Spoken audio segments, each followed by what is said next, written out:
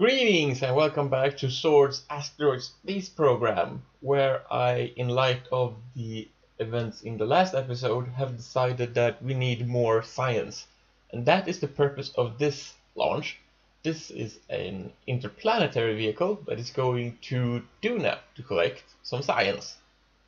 It just so happens that we have a transfer window open right now, so I'm going to use that. As you just saw, this spacecraft is built around a single orange fuel tank with a skipper engine. We used some external liquid boosters in an asparagus configuration to get it out of the atmosphere.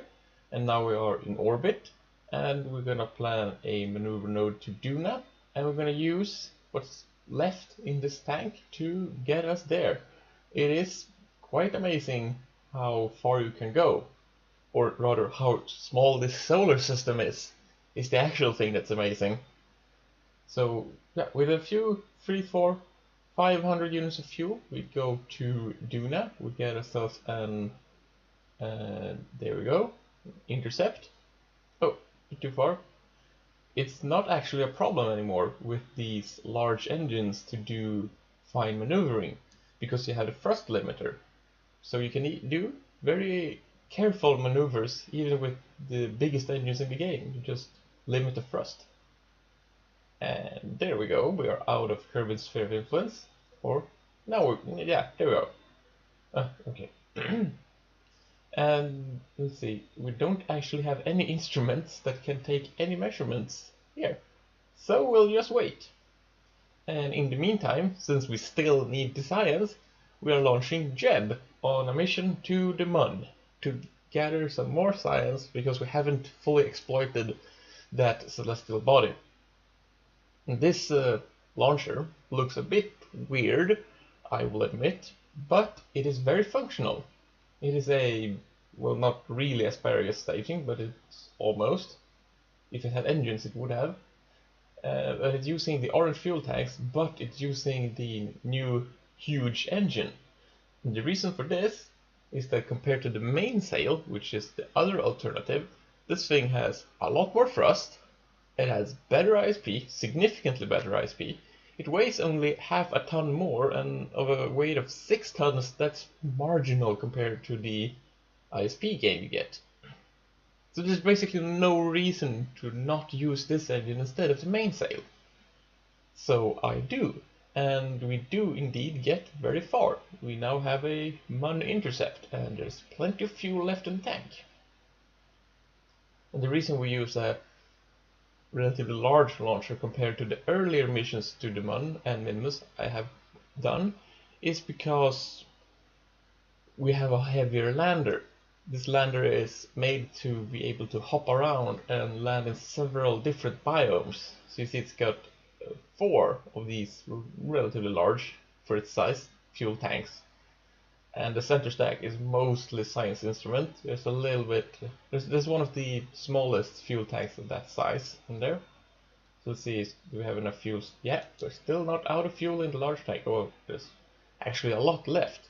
We can use this surplus to do a maneuver that will get us into a polar orbit, so that we can start collecting science in that near to the pole crater, because I'm pretty sure I haven't been there before. Okay, let's see, we have a thermometer this time. I don't think we had that last time we were here, so that's lots of scientific opportunities. Let me just adjust the orbit. I thought we were going north, but we were going south. And skipping past me trying to get a EVA report from above every biome, turns out I already have them, so it's not very exciting. We are coming in for landing, which is a lot more exciting. Let's see how far we can use this large tank. Well, no, that's pretty much it.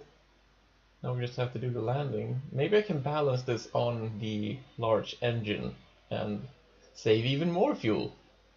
That would be great, wouldn't it? So, yeah, okay, the ground's coming up. Careful, careful. Let's see. No, come on. Nope, that was too much sideways momentum. So let's try that again, shall we? Come on, come on. Come on. No, no, no, no, no, no, abort. Okay. Uh, well, that's a failure. Oh, and the engine's gone. Well, at least we can put it on the right side. Come on. Come on.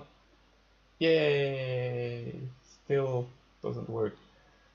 Okay. Well, we can collect what science we can collect while we're here. So let's transmit and let's gather what we can. And let's turn on the rescue beacon. Help needed. Come on, guys. And help is on the way in the shape of a very similar vehicle, just a few changes. The most important, of course, being a probe core that allows this to fly out unmanned, and a few other details to make this vehicle slightly better. Otherwise it's the same thing, so we're gonna fast forward through the launch and transfer procedure because it's pretty much the same thing. I managed to do it a little more efficiently, and we had those solid rocket boosters in the beginning, meaning that I have even more fuel when I come in over the crater. And actually we're not gonna stop immediately, we're gonna do an orbit first and then stop at the crater. Because I overshot a bit and it's simply the most convenient way to do it. So after we do this orbit, we need to adjust a bit sideways because the Mun is rotating, even if it's very slowly. So we just do this adjustment like so, and let's see how close we can land to Jeb's failed rocket. And this time I shouldn't fail the landing because I know of the limitations of the vehicle. Most importantly, I know that the lander has a very low thrust-to-weight ratio when it's fully fueled. So okay, we're coming down, we're getting really close and good. We have more fuel than we care for in the orange tank. Let's see, going straight down. This is going to be pretty close. Looks like it's less than 1 kilometer. Yep. Okay, so, well, this is actually a very flat spot. I think we can actually put this down. Oh, yeah, careful. Yeah, okay, that looks very good. Yeah, okay, balance there. Okay, so Jeb needs to bring whatever experiments he can carry over to the new vehicle. Come on, you're better than this, Jeb. Come on. There we go. That's all of them. So now we can just fly across the surface, look at Kerbin on the horizon, and we will be there in no time. Here we are.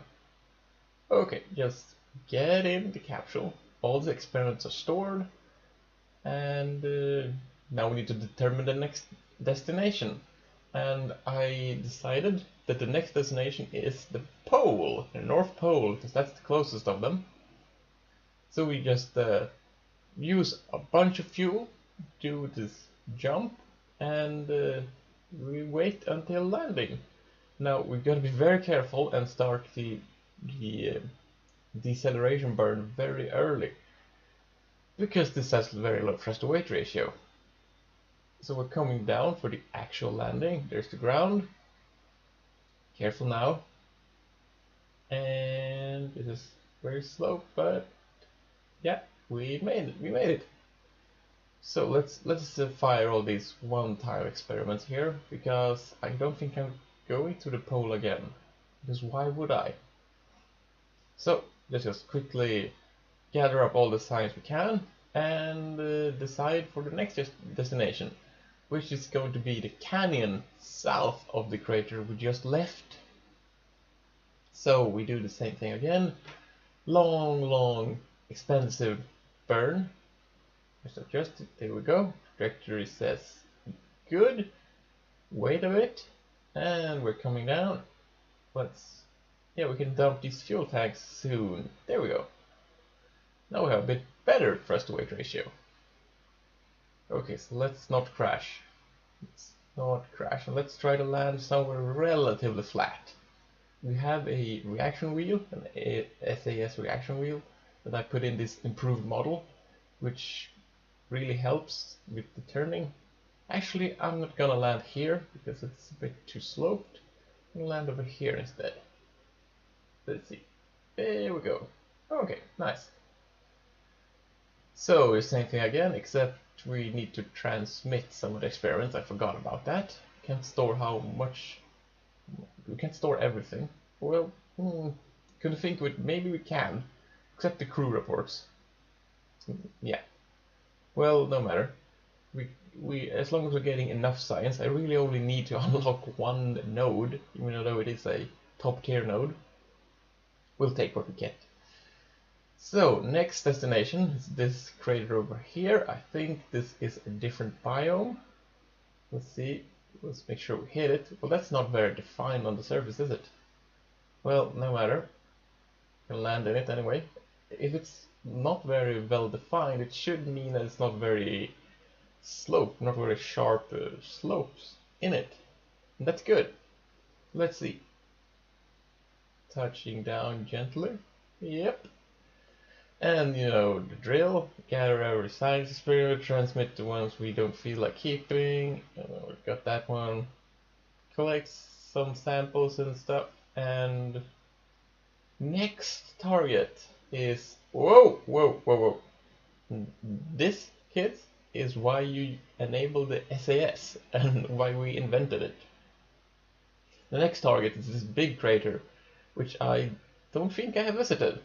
And actually we're running kind of low on fuel, so this is going to be the last one.